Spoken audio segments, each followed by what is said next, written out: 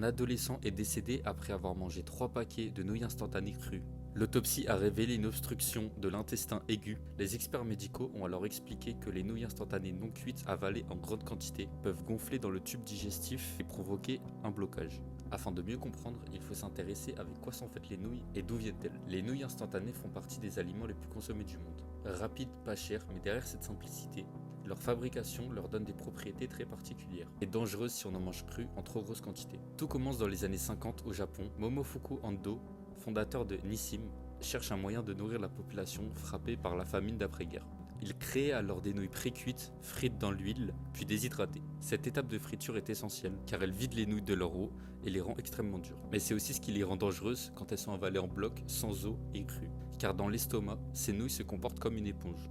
Elles gonflent, se dilatent et s'entremêlent entre elles. Et si on en consomme beaucoup et trop vite, le corps n'a pas le temps de les fragmenter suffisamment. C'est alors difficile de les digérer et peuvent créer une obstruction, surtout chez les enfants et les adolescents. Elles sont faites à base de farine de blé, d'eau, de sel, un peu de sucre, d'agent alcanin, ce qui lui donne sa texture élastique, d'huile végétale et pas mal d'additifs. Mais c'est pas les aliments, ni les additifs, qui sont responsables de l'obstruction intestinale.